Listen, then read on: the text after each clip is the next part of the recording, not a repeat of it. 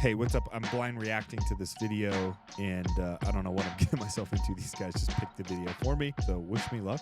The Alabama woman who claimed she was kidnapped after spotting a toddler walking alone by a highway now is this the lady we're talking about happened. on the? In a These guys just gave me this. By her. We talked about it on the podcast like last week about this woman, and she pulled over on the side of the road, and she got kidnapped, I guess, or some crazy stuff like that.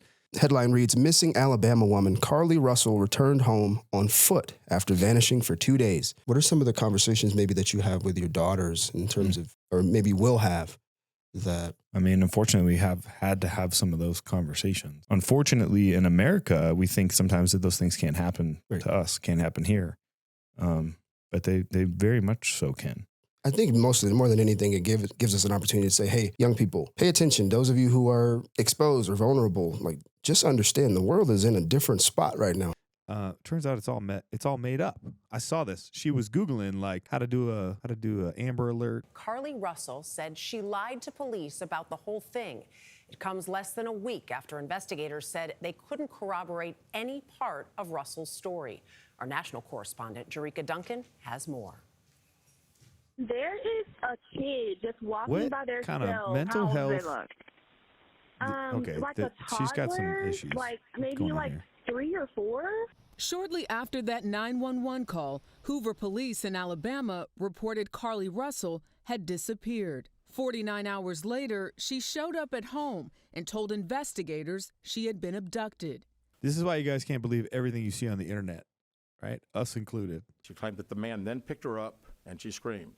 But yesterday's update confirmed it was all a lie. There was no kidnapping.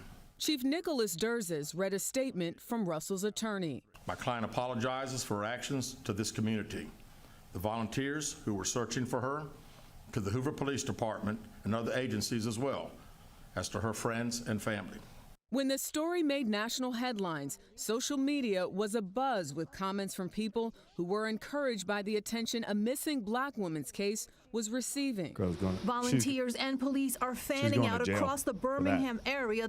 According to the FBI's National Crime Information Center, nearly 40% of people reported missing are people of color. I just want your viewers to remember Keisha Jacobs, Tiffany Foster, Alexis Ware, Janiyah Walker, Jennifer Blackman, and Natalie Wilson is co-founder of the nonprofit Black and Missing. She says the cases of those black women receive far less media coverage and fewer resources from law enforcement. A case like Carlee Russell, does it hurt or does it help your cause? of course, there are some individuals that are saying, I will never share a missing persons flyer again. And I ask them, please do not close your heart. I mean, positive, that story came out. So now we can hear that. I did not know that. Bad news, it's like a boy who cried wolf. Not good for that cause. Something else worth pointing out is that Russell said through her attorney that she did not have any help. She says she was alone during the time that she was reported missing. And the police also say, guys, that there's no motive as of yet, but they plan to talk to the attorney later today to get some more information about why she did this. But of course, the attorney saying, keep her in your prayers. She apologized for all that she caused. But I think it's very clear in the last 5-10 years, there has been more of an awareness and focus on people of color. This is what Black and Missing is all about. They started this nonprofit 15 years ago. So on one end, it's bittersweet. They said a lot of people reached out to them, emailed them, so engagement was up. But of course, it doesn't look good when someone is using these resources only to find out it's a lie. When you're crying wolf, you pull those resources in that light that could be used for other Black and brown missing kids. But it shouldn't stop people from taking these cases seriously. Right. And hopefully won't make it tougher for the next one. Yep. Exactly. Thanks so much, Jerika. Thank you. Schools for Suckers watching love make this kid. $200 in 20 seconds. Have you seen us on the street at all today? Good-looking guys. That's his go-to pitch. Good-looking guys, red shirts. It's called The Hook. Doing a bit of a deal because we've already done a bunch of the neighbors. Come give you a quick price. No, I got other company.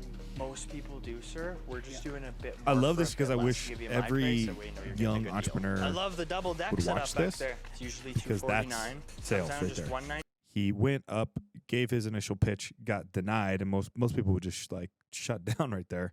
And he just instantly rebutted because he's unattached to whatever that guy says as the outcome. He's just saying, hey, here's what I want to give you. I want to help you, right? 79. Well, let me ask my wife. Okay.